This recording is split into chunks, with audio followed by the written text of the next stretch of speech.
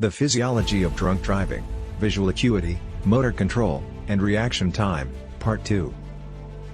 Effects of alcohol on motor abilities. The ability to move one's body is referred to as having motor skills. Those that possess good motor skills.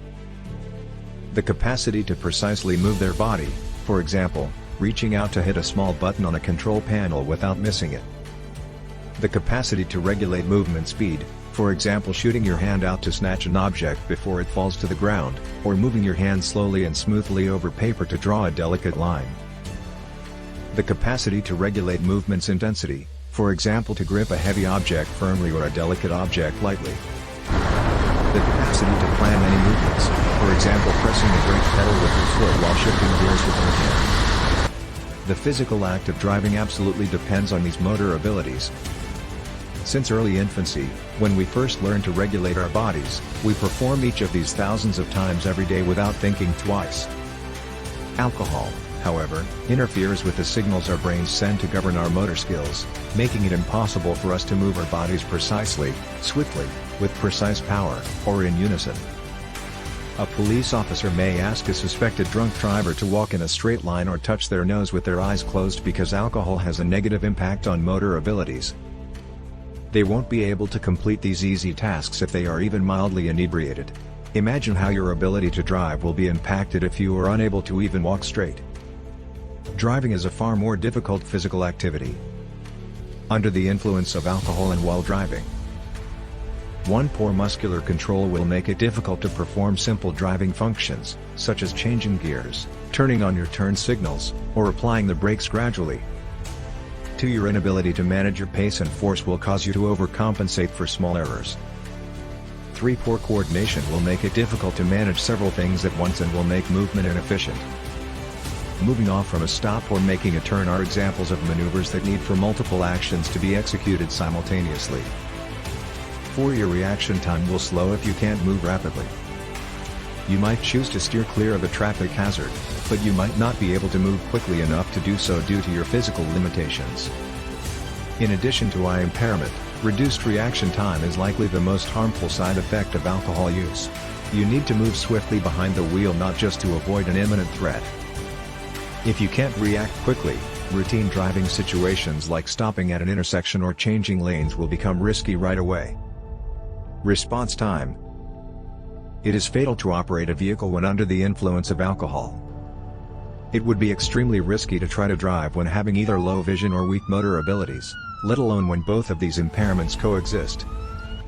You will have to deal with both of these impairments, as well as a diminished memory, the inability to think properly, and poor judgment, if you get behind the wheel after drinking. Although the harmful consequences of alcohol on the body and mind are many and complicated, they may all be reduced to one fatal flaw: decreased reaction time. Your capacity to modify your conduct as the driving environment changes will determine whether you can get in the car and drive safely from point A to point B. Every stage of this process is disturbed while you're intoxicated. 1. If you have poor vision, you might not see the need to alter your behavior. 2. If your memory and logic are hampered, you might not recognize the need to alter your conduct. 3. If your judgment is clouded, you might choose an unsuitable response to the shifting situation. 4. If your motor skills are compromised, you might not be able to execute a change in behavior efficiently.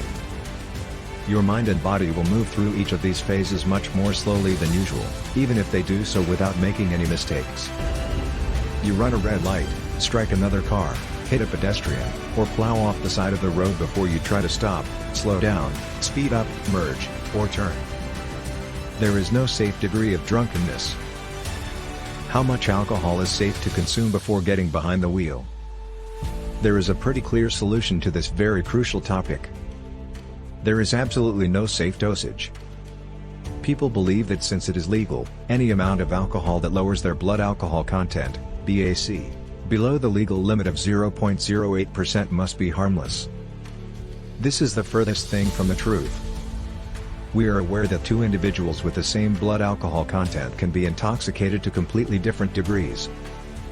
In addition, alcohol intoxication begins to impair you minutes after you take your first drink. According to study, alcohol has an impact on a person's conduct even before it enters the brain. It is well known that people behave and make decisions differently when they are under the influence of alcohol, no matter how much. Your behavior may change to become more aggressive, careless, impulsive, or sloppy depending on the circumstance. It would be highly dangerous to drive while experiencing these behavioral changes, even if your vision and motor skills seem unaffected. Alcohol more than anything else makes a person unaware of their level of intoxication. To those who are sober around you, what seems like light intoxication to you may appear to be excessive intoxication. If you combine this effect with poor decision-making, there is a significant likelihood that you will choose to drive while intoxicated.